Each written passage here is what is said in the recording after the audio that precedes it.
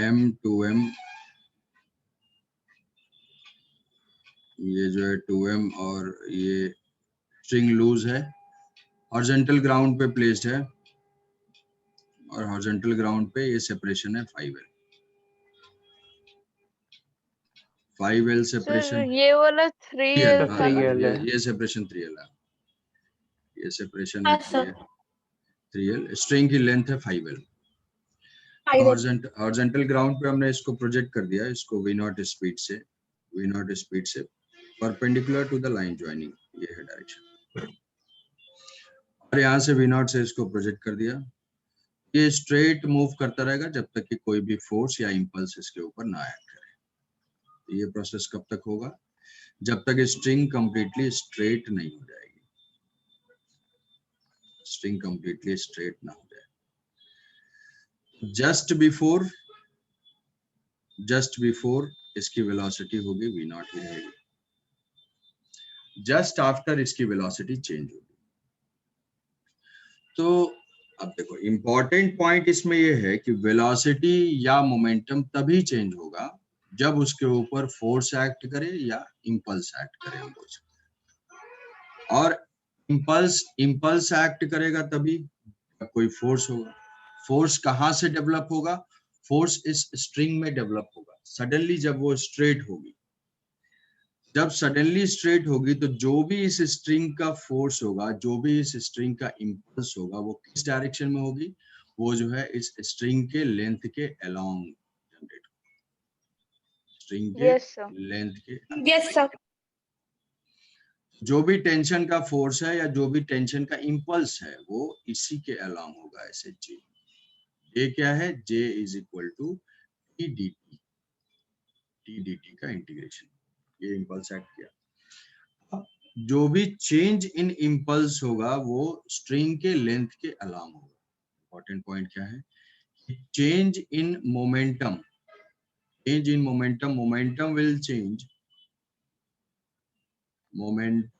will change along the length of string।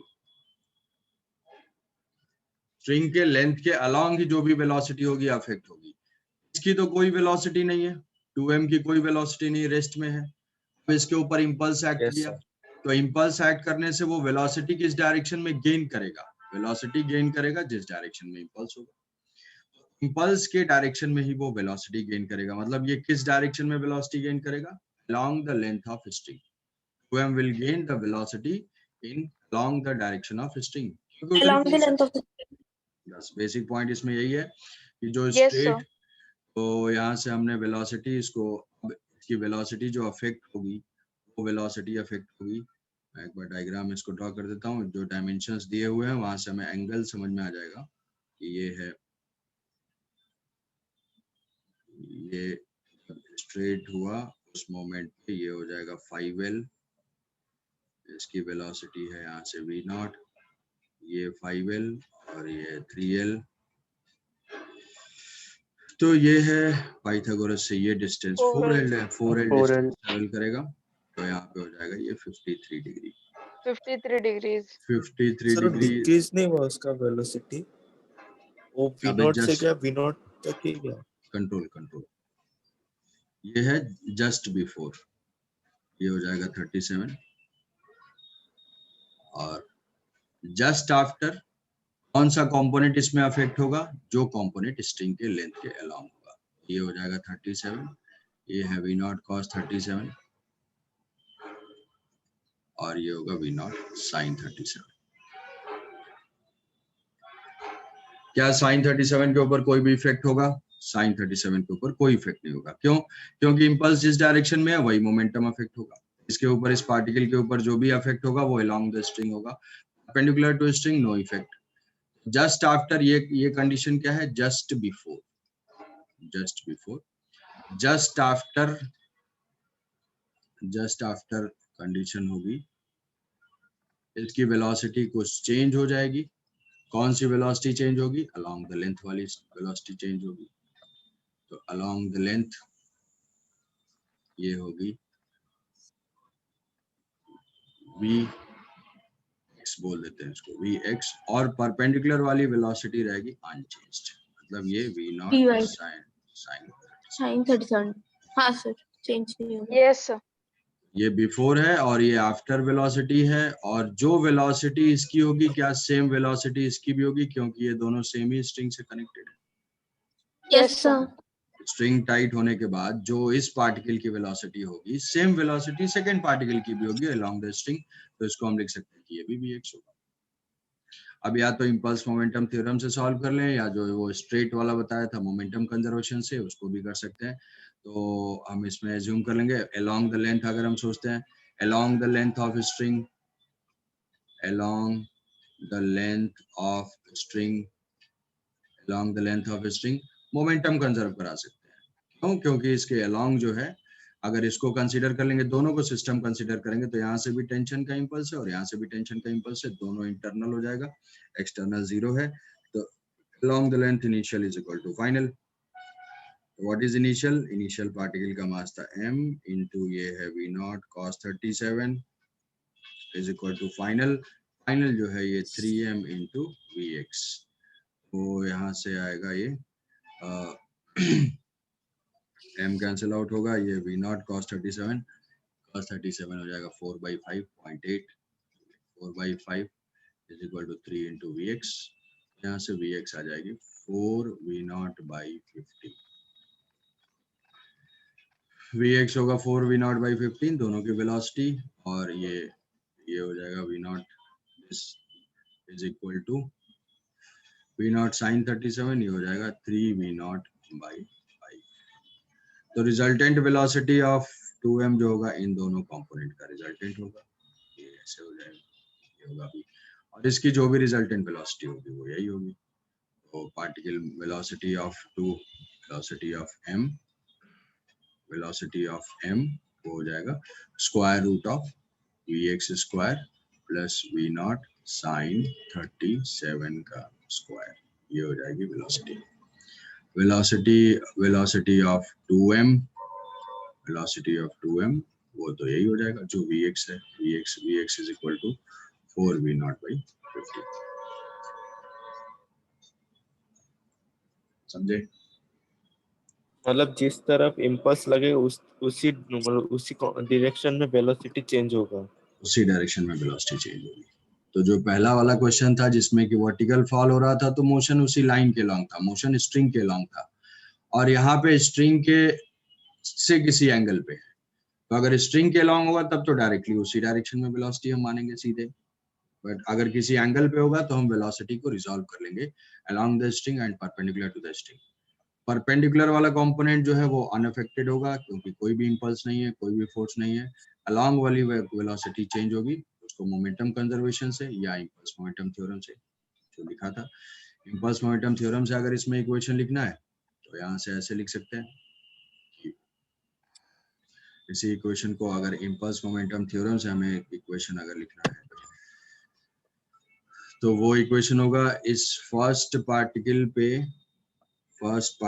पे impulse act कर रहा है,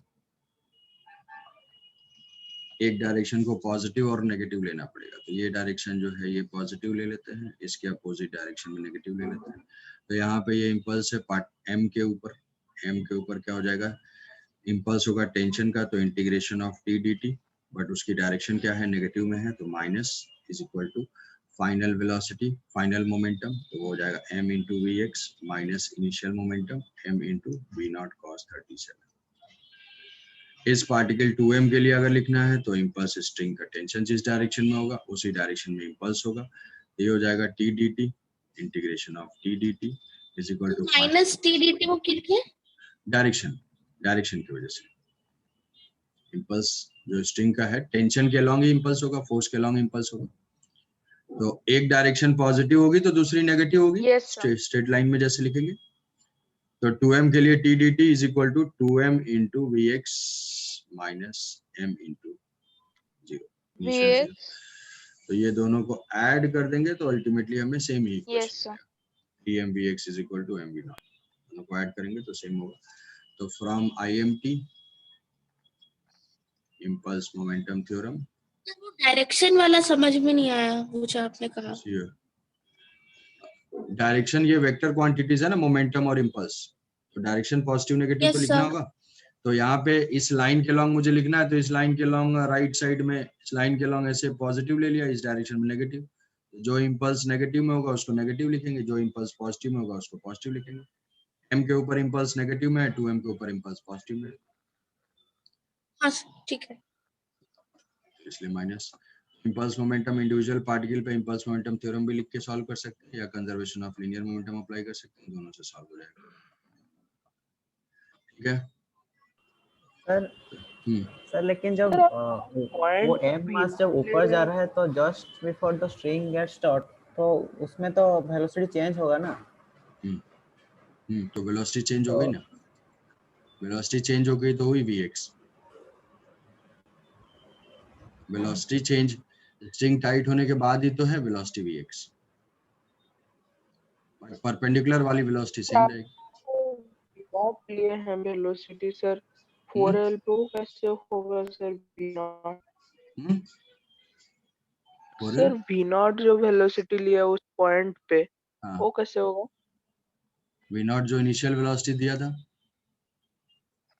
इनिशियल वेलोसिटी जो दिया हॉरिजॉन्टल सर वो ग्राउंड तो पे से, ग्राउंड से प्रोजेक्ट किया गया ना, तो ग्राउंड से हॉरिजॉन्टल सरफेस पे है। क्वेश्चन मतलब पढ़े ही नहीं हो तुम,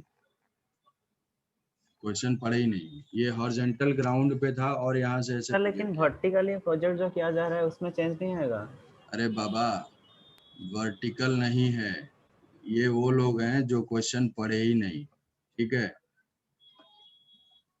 आप, हाँ ये हमारे स्पेशल जिज्ञासु बाबा हैं, इनको पता ही नहीं कि क्वेश्चन है क्या। बार बार स्पेसिफिकली ये लिखा हुआ था, ठीक है ना, सौम्यदीन में and Amlan, system is placed on the smooth horizontal surface. ये अचानक से आज जगे हो गए, कल नहीं किए होगे इसको, हाँ सर वो उसको सर वर्टिकल में पकड़ के किया था तो आंसर गलत निकला। बस पकड़ के किए तो वही होगा। तो इतना ही अगर रहोगे यार एब्सेंट माइंड तो कैसे काम होगा। ठीक है चलो ये समझ गए। Yes, sir.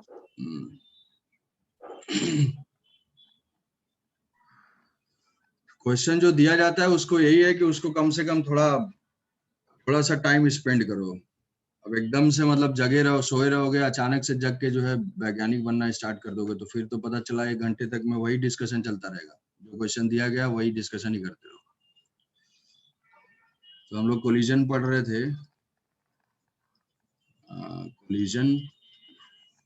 कोलिजन में बताया था टाइप्स ऑफ कोलिजन में पहला था बेसिस कौन सा, पहला एनर्जी लॉस का था।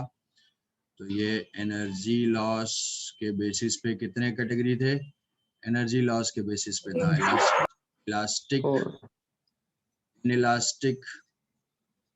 इनइलास्टिक और परफेक्टली इनइलास्टिक। Perfectly inelastic. तो इलास्टिक में नो लॉस और परफेक्टली इनइलास्टिक में 0 लॉस, मैक्सिमम लॉस। इलास्टिक में no loss, perfectly inelastic, elastic में नो लॉस, परफेक्टली इनइलास्टिक में मैक्सिमम लॉस। और E जो है कोफिशिएंट ऑफ रिस्टिट्यूशन, जिसको अभी डिफाइन करेंगे, E इज इक्वल टू 0, इसके लिए E इज इक्वल टू 1 और ये इनइलास्टिक के लिए E की वैल्यू 0 to 1 के बीच में होती है। इसके बाद दूसरा बेसिस था हमारा line of motion and line of impact के बेसिस पे। लाइन ऑफ मोशन और लाइन ऑफ इम्पैक्ट के बेसिस पे था हेड ऑन, और हेड ऑन के बाद दूसरा था ऑब्लिक। जहाँ पे सेम होंगे वो हेड ऑन होगा, जहाँ पे डिफरेंट होंगे वो ऑब्लिक होगा। तो इससे जो है फिर कोलिजन, हम हेड ऑन कोलिजन लेते हैं। ये जो है हेड ऑन कोलिजन है, 2 पार्टिकल हैं, दोनों का मास है, ये m1 है, m2 है, u1 है, u2 है। दोनों जो है कोलाइड करना स्टार्ट हुए, तो यहाँ से मान लो कि यहाँ से हमने एज्यूम किया कि ये कांटेक्ट में आना स्टार्ट हुए। अभी भी इनकी वेलोसिटी u1 एंड u2 है, थोड़ा फोकस रखोगे, थोड़ा अटेंटिव रहोगे। ये M1 और M2 अभी यहाँ से कांटेक्ट स्टार्ट हुआ है। अब इसके बाद क्या है कि जब कांटेक्ट स्टार्ट हुआ तो ये इसकी स्पीड क्या है, पहले वाले की स्पीड ज्यादा है, पीछे वाले की स्पीड ज्यादा है, ये कोलाइड करेगा। कोलाइड करने के प्रोसेस में क्या होगा, डिफॉर्म होगा। और डिफॉर्म होते होते इस सिस्टम की तरह से इसको सोचोगे कि ये जो ऑब्जेक्ट है वो डिफॉर्म हो रहा है कुछ स्प्रिंग की तरह से। तो इस स्प्रिंग में मैक्सिमम डिफॉर्मेशन कब होगा, U1 एंड U2 है, इस स्प्रिंग में मैक्सिमम डिफॉर्मेशन कब होगा, मैक्सिमम डिफॉर्मेशन जब दोनों की वेलोसिटी सेम हो जब जाएगी, वेलोसिटीज इक्वल हो जाएंगी। इक्वल यस होंगे। दोनों मासेस जो हैं, ये दोनों मासेस में मैक्सिमम डिफॉर्मेशन कब होगा, जब दोनों की स्पीड सेम होगी, ये कॉमन वेलोसिटी से मूव कर रहा हूँ, उस पॉइंट पे मैक्सिमम डिफॉर्मेशन होगा। तो जब मैक्सिमम डिफॉर्मेशन होगा तो उसमें क्या होगा, डिफॉर्मेशन पोटेंशियल एनर्जी। जैसे स्प्रिंग डिफॉर्म हो रही है तो स्प्रिंग में एक डिफॉर्मेशन पोटेंशियल एनर्जी होगी। वैसे ही क्या होगा, ये ऑब्जेक्ट्स डिफॉर्म होंगे, ऑब्जेक्ट्स के अंदर भी कुछ एनर्जी होगी, तो जिसको बोलते हैं डिफॉर्मेशन पोटेंशियल एनर्जी, ये हो जाएगा DPE। अब ये डिफॉर्मेशन पोटेंशियल एनर्जी आई कहाँ से, ये deformation potential energy kinetic energy के कॉस्ट पे आई। मतलब क्या हुआ कि जैसे कि अगर यहाँ पे मान लेते हैं कि इनिशियल काइनेटिक एनर्जी 100 जूल है, ये जब कोलिजन जस्ट स्टार्ट हुआ है तो अभी भी ये 100 जूल है। अब जब ये डिफॉर्मेशन मैक्सिमम होगा, वेलोसिटी तो कुछ कम हुई होगी, वेलोसिटी कुछ कम हुई होगी, तो यहाँ पे काइनेटिक एनर्जी बच जाएगी कुछ वैल्यू, जैसे मान लो कि 60 जूल बची, और 40 जूल कहाँ चली जाएगी, 40 जूल बचेगी डिफॉर्मेशन पोटेंशियल एनर्जी में। 40 जूल जो है वो डिफॉर्मेशन पोटेंशियल एनर्जी में। तो यहाँ तक मैक्सिमम डिफॉर्मेशन हुआ, तो इस स्टेज में क्या होगा, इस स्टेज में डिफॉर्मेशन होगा, इस स्टेज में डिफॉर्मेशन। अब इस डिफॉर्मेशन के बाद भाई, जैसे मान लो कोई ऑब्जेक्ट ही हमने ड्रॉप किया है, ग्राउंड पे कोई ऑब्जेक्ट ड्रॉप किया है, तो आके जब वो कोलाइड करेगा, जितने ड्यूरेशन तक ग्राउंड के कांटेक्ट में है, एक स्टेज ऐसा होगा कि वो नीचे चलता ही जाएगा, चलता ही जाएगा, चलता ही जाएगा, जब तक उसकी वेलोसिटी 0 होगी। उस मोमेंट पे क्या होगा, उसमें मैक्सिमम डिफॉर्मेशन होगा। जब मैक्सिमम डिफॉर्मेशन के बाद फिर अब वो ऑब्जेक्ट रिकवर करना स्टार्ट करेगा, ऑब्जेक्ट रिफॉर्म करना स्टार्ट करेगा, और रिफॉर्म करने के बाद फाइनली सेपरेट हो जाएगा। तो यहाँ से ये फाइनली सेपरेट हो गई, और ये स्पीड जो है ये M1 है, ये M2 है, तो इसकी स्पीड हो जाएगी V2 और इसकी स्पीड हो जाएगी V1। इस स्टेज के बाद, मैक्सिमम डिफॉर्मेशन के बाद, ये कौन सी स्टेज है, ये है रिफॉर्मेशन। ये जो है मैक्सिमम स्टेज के बाद ये है रिफॉर्मेशन। रिफॉर्मेशन के बाद दोनों सेपरेट हो गए। अब क्या कंप्लीट रिफॉर्मेशन होगा, कंप्लीट रिफॉर्मेशन होना कोई जरूरी नहीं है। जैसे मान लो हमने क्ले के बॉल को ग्राउंड पे गिरा दिया, तो ऑब्जेक्ट आएगा और आके यहाँ पे ग्राउंड पे आएगा। क्ले के बॉल को अगर हमने गिरा दिया तो आएगा, डिफॉर्म होके वहीं रह जाएगा, तो वो रिकवरी नहीं होगी। लेकिन अगर मान लो हम कैनवस की बॉल को कंसीडर करते हैं, तो कैनवस की बॉल स्ट्राइक करेगी, और स्ट्राइक करने के बाद अपने ओरिजिनल शेप एंड साइज को एक्वायर करके फिर वापस रिबाउंड करेगा। तो ये रिफॉर्मेशन कंप्लीट होगा या नहीं होगा, वो डिपेंड करेगा किसके ऊपर, वो डिपेंड करेगा मटेरियल के ऊपर। मटेरियल नेचर, तो मटेरियल के नेचर के ऊपर डिपेंड करेगा। तो ठीक है, कहीं पे रिकवरी होगी, अगर कंप्लीट रिकवरी हो जाएगी तो वो इलास्टिक टाइप का कोलिजन होगा, पार्शियल रिकवरी होगी तो वो जो है पार्शियली इनइलास्टिक हो जाएगा, और नो रिकवरी, जो एक बार गैस हो गया, वो क्या हो जाएगा, परफेक्टली इनइलास्टिक टाइप परफेक्टली का। इनइलास्टिक। तो इसमें से, और ये फाइनल स्टेज हो गई, फाइनल स्टेज ये सेपरेट हो गए, ये सेपरेट हो गए, ये हुआ V2 और ये हुआ V1, ये है M1, ये है M2। यहाँ पे V2 is more than V1। तो किसी भी कोलिजन के 3 स्टेजेस है, कोलिजन के 3 स्टेजेस, एक बिफोर वाली स्टेज है, और ये जो है आफ्टर वाली स्टेज है, और एक ड्यूरिंग वाली स्टेज है। ड्यूरिंग में भी 2 स्टेज है, ड्यूरिंग में एक डिफॉर्मेशन और रिफॉर्मेशन वाली स्टेज है। तो इसमें अगर हम एक 3 ग्राफ प्लॉट करते हैं, तो उसमें से तुम्हें बताना है कि कौन सा जो है काइनेटिक एनर्जी के लिए होगा, कौन सा इलास्टिक के लिए होगा। हमारा ग्राफ दिया हुआ है kinetic energy versus duration of collision. Duration मतलब ये ड्यूरेशन, कितने देर तक उनका कांटेक्ट है। और ये duration of collision, duration of collision में यहाँ पे ये है काइनेटिक एनर्जी और ये ड्यूरेशन है, इधर जो है डेल्टा टी है, ये प्लॉट किया गया है ऐसा, काइनेटिक एनर्जी का वेरिएशन डिनोट किया हुआ है, ये है ए। दूसरा है काइनेटिक एनर्जी का वेरिएशन ऐसा, काइनेटिक एनर्जी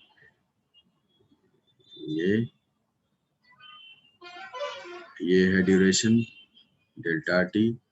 और थर्ड है इस टाइप का काइनेटिक एनर्जी, जब कोलिजन स्टार्ट हुआ काइनेटिक एनर्जी है। तो इसमें से बताना है which graph represents elastic, which one is for perfectly inelastic and partially inelastic, कौन कौन सा ग्राफ होगा ये कि कोलिजन के ड्यूरेशन में दोनों पार्टिकल्स की kinetic energy versus delta T, time interval का ग्राफ है ये। सर फर्स्ट वाला इलास्टिक, सर फर्स्ट वाला में इलास्टिक, इलास्टिक, सेकंड वाला में सेकंड वाला परफेक्टली इनइलास्टिक और थर्ड वाला इनइलास्टिक। ठीक है, ठीक है कि फर्स्ट में क्या है कि ये ड्यूरेशन कोलिजन खत्म हुआ तो ये इनिशियल काइनेटिक एनर्जी एंड ये फाइनल काइनेटिक एनर्जी।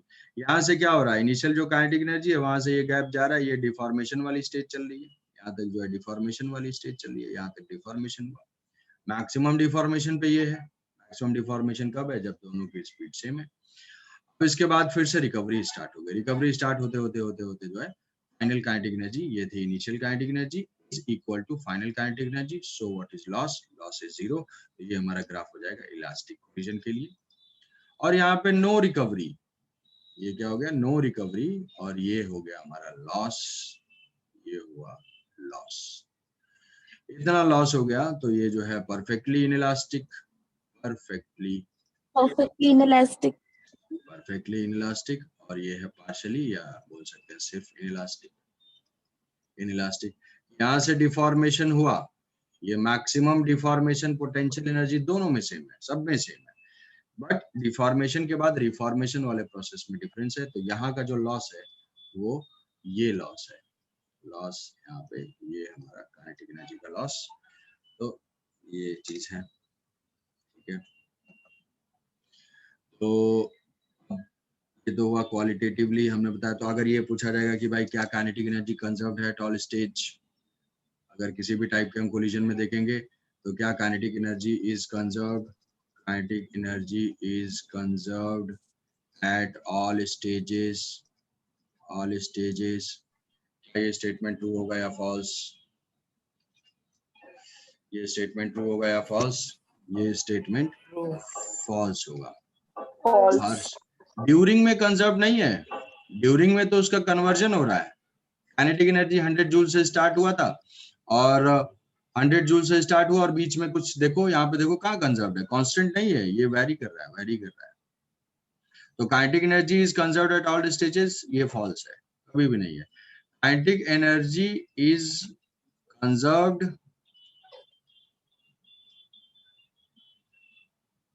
इन इलास्टिक कोलिजन, या kinetic energy is conserved before collision, या ऐसे लिख लेते हैं कि इन इलास्टिक कोलिजन, सिर्फ इलास्टिक में है, बिफोर एंड आफ्टर कंजर्व्ड है। In elastic collision, in elastic collision kinetic energy is conserved before and after the collision. Before and after collision केवल कंजर्व्ड है, और वो भी सिर्फ इलास्टिक में, बाकी सब में वो भी नहीं है। तो ये तो नहीं हुआ भाई। अगर हम टोटल एनर्जी के बारे में बात करेंगे, टोटल एनर्जी का, क्या total mechanical energy is conserved और not? Yes sir, total energy is conserved. Total energy conserved मतलब डिफॉर्मेशन वाले को भी हम अगर ऐड कर देंगे तो total energy throughout, before, during and after जो है वो कंजर्व्ड होगी। Total energy is conserved at all stage, तो ये हो जाएगा ट्रू, ये होगा ट्रू। और momentum is conservation of linear momentum is valid at all stage. Yes sir. As all stage. Her stage पे एक्सटर्नल फोर्स तो जीरो है. अगर हम सिस्टम लेते हैं एक्सटर्नल फोर्स जीरो है तो लीनियर मोमेंटम तो कंजर्व्ड है हमेशा. ये क्या है, हर स्टेज पे वैलिड है. तो ये हमारे इससे कंक्लूजन है कॉन्सेप्चुअल कि काइनेटिक एनर्जी कंजर्व्ड होगी और स्टेज पे नहीं होगी. केवल टोटल मैकेनिकल एनर्जी कंजर्व्ड है, लीनियर मोमेंटम कंजर्व्ड है. काइनेटिक एनर्जी कंजर्वेशन केवल बिफोर एंड आफ्टर है, that too only in elastic collision. And during में क्या हो रहा है, ड्यूरिंग में वो इसका कन्वर्जन हो रहा है, ड्यूरिंग में कन्वर्जन हो रहा है. तो ये पॉइंट्स जो है, ये पॉइंट्स बता दिया था पहले भी, जस्ट क्विक रिकैप. अब हम इक्वेशंस देखते हैं. परफेक्ट क्या काइंस रहता है, मतलब किससे कन्वर्ट हो जाता है. Potential energy, deformation potential energy, deformation potential energy. अब इक्वेशंस, अगर इक्वेशंस लिखते हैं इसमें, जब हमें फाइनल वेलोसिटीज फाइंड करना है, फाइनल वेलोसिटीज, तो फाइनल वेलोसिटीज के लिए ये था m1 m2 m1 m2 u1 u2, और कोलिजन के बाद क्या है, सेम ये m1 m2, इसकी स्पीड हो गई v2, इसकी स्पीड हो गई v1. From conservation of linear momentum वो हो जाएगा m1 u1 plus m2 u2 is equal to m1 v1 plus m2 v2. Question 1. Coefficient of restitution. Coefficient of restitution जो defined है वो E is equal to relative speed of separation by relative speed of approach. Separation का मतलब क्या है, after collision. Separation तो collision के बाद ही होगा, तो इसी को हम लिख सकते हैं कि relative speed after collision. Relative speed after collision, और ये क्या होगा, relative speed before collision. Approach कब होगा, कोलिजन से पहले, तो this is before collision. Relative speed, coefficient of restitution एक नंबर है, रिलेटिव स्पीड हमें देखना है, तो वो क्या होगा, बिफोर. आफ्टर कोलिजन क्या हो जाएगी भाई, आफ्टर कोलिजन अगर देखेंगे तो कंडीशन क्या है यहाँ पे, before collision u1 is greater than u2, और आफ्टर कोलिजन में क्या है, v2 is greater than v1. V2 is greater than V1. अगर वेलोसिटी सेम डायरेक्शन में है तो रिलेटिव स्पीड क्या होगी, रिलेटिव स्पीड क्या होगी, ये v2 और v1 दो वेलोसिटी हैं, what is the relative speed, m2 v2 minus m1 v1 minus v1. m2 v2 minus m1 v1. ये कौन सी स्पीड है, So V2 minus V1. v2 minus हाँ, sir, v1. v2 minus v1. मिल speed देखना है तो ये दोनों सेम डायरेक्शन में होंगे तो डिफरेंस लेंगे, जो ज्यादा है v2 minus v1. तो ये v2 minus v1, और यहाँ पे क्या है, u1 ज्यादा है, relative speed of Minus approach u2. u1 minus u2, ये है u1 minus u2, ये है रिलेटिव स्पीड. तो इस इक्वेशन को अगर हम लिखेंगे, ये हमारा कोएफिशिएंट ऑफ रेस्टिट्यूशन के लिए बेसिक इक्वेशन है. जैसे देखना है, before collision, after by before, याद रख सकते हो, after collision velocities by before collision velocity, या separation by approach, v2 minus v1 divided by u1 minus u2. हमेशा पॉजिटिव रखना है, सेम डायरेक्शन में होंगे तो डिफरेंस लेना है, अपोजिट डायरेक्शन में होंगे तो ऐड करना है. यहाँ से अगर ये डायरेक्शन होगी, सेम डायरेक्शन होगी जैसे, तो डिफरेंस लेंगे. तो एक इक्वेशन यहाँ से भी आएगा, एक इक्वेशन यहाँ से होगा.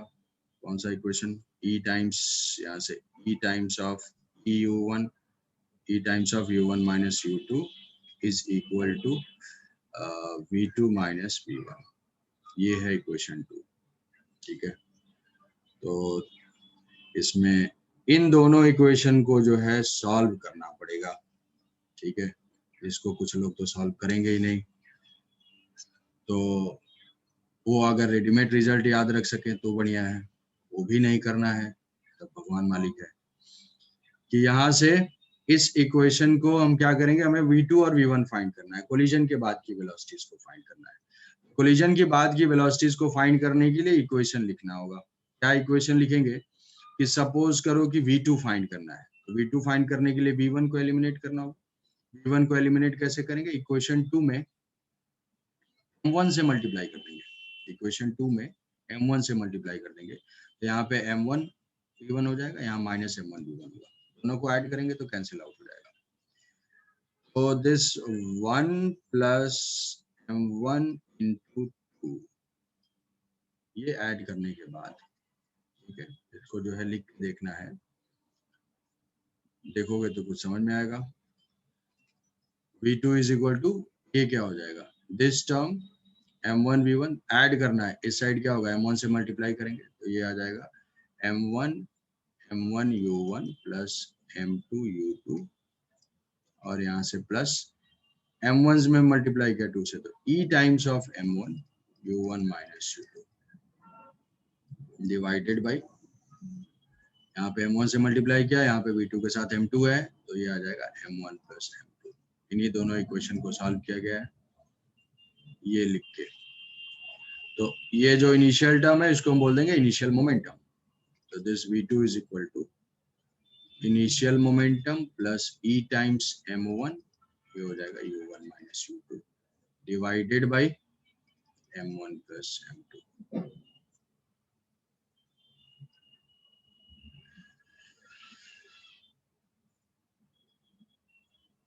ठीक है, अब v1 को सॉल्व करने के लिए सेम अप्रोच यूज करना है 1।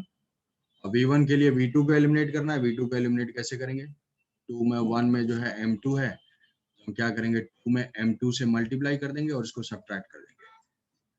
तो 2 में m2 से मल्टीप्लाई करना है और 2 को सब्ट्रैक्ट करना है, यहाँ माइनस ये m2 इंटू 2 आएगा। ये काम करेंगे जब करके अगर देखोगे तो ऐसा मिल जाएगा, minus em2 u1 minus u2 divided by m1 plus m2, है ना। ये क्वेश्चन पहले भी बताया था और वही चीज है। सॉल्व कर पाओगे भाई, हैं? क्यों भाई? Yes sir, yes sir. संबंधित यस सर। सर एक इलास्टिक के लिए है, ये लो, इलास्टिक कहीं पे बोला गया है? सर अगर m1 और m2 चेंज हो गया तो? चेंज हो गया तो मतलब, अबे 2 मास तो रहेंगे, कोई एक m1 m2 रहेगा। हाँ हाँ सर। और सर तो फिर ये जो m1 और m2 ये कोलाइजन के बाद वाला मास लिखा ना, कोलाइजन के पहले से स्टार्टिंग? कोलिजन के बाद मास, कोलिजन के पहले मास। और नहीं, अगर कोलाइजन के बाद अगर m1 का मास मतलब थोड़ा कम हो के 2 m2 किलो जो है से 4 किलो हो जाएगा।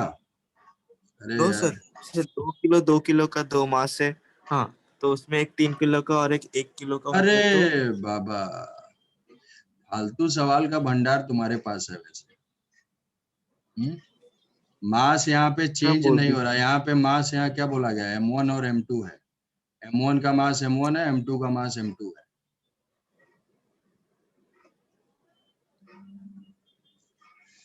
यहाँ से loss in kinetic energy find करेंगे। Loss in kinetic energy, loss in kinetic energy होगा final kinetic energy minus initial kinetic energy. Final kinetic energy ये v1 v2 हमने फाइंड किया है, v1 v2 फाइंड किया है आफ्टर कोलिजन की velocities. Half m1 v1 square half m2 v2 square. Mass यहाँ पे कांस्टेंट रहेगा, मास वास कुछ चेंज नहीं हो रहा है, minus initial kinetic energy m1 u1 square plus half m2 u2 square. ये करेंगे, इसको पुट करेंगे तो जो लॉस इन काइनेटिक एनर्जी होगी, loss in kinetic energy is equal to half m1 m2, ये फॉर्मूला याद रखना है, m1 plus m2 1 minus e square u1 minus u2 का होल स्क्वायर। सर हाँ। सर यहाँ पर फाइनल काइनेटिक एनर्जी में हाफ m1 v2 स्क्वायर आना चाहिए ना पहले। हाफ m1 नहीं 1 जो मास है उसका तो वेलोसिटी v1 1 का u1 v1 2 का u2 v2। कन्वेंशन ये हाँ है। ठीक है। हाँ सर। तो ये half m1 v1 square plus half m2 v2 square minus half m1 u1 square minus plus half m2 u2 square. ये चेंज पुट करेंगे तो ये आ जाएगा लॉस इन काइनेटिक एनर्जी। ये तो कैलकुलेशन एग्जाम टाइम में लेंदी होगा, इसीलिए इस वैल्यू को याद रखना है। इसको फर्दर जो है हम रिड्यूस कर सकते हैं। लॉस नहीं है तो फिर ये चीज कर लेना है, loss in kinetic energy is equal to half mu, ये u1 माइनस u2 का स्क्वायर है, half mu 1 minus e square, और ये क्या है u रिलेटिव का square, where mu is equal to m1 m2 divided by m1 plus m2, where mu is equal to m1 m2 divided by m1 plus m2। तो half mu into u relative का square by 1 minus e square. तो ये formula तुम्हारे सामने है। एक example लेते हैं, उसकी वैल्यू को बताओ कि ये मास है 1 kg है और ये जो है 3 kg है और ये 5 मीटर पर सेकेंड है और ये 2 मीटर पर सेकेंड है या 3 मीटर पर सेकेंड है। Coefficient of restitution for collision E is equal to 1 नहीं करते, 1/2। तो फाइंड करना है, find after collision. Before collision ये वेलोसिटीज गिवन है, बिफोर कोलिजन जो है 1 3 5, ये मास है 1 kg 3 kg 5 मीटर पर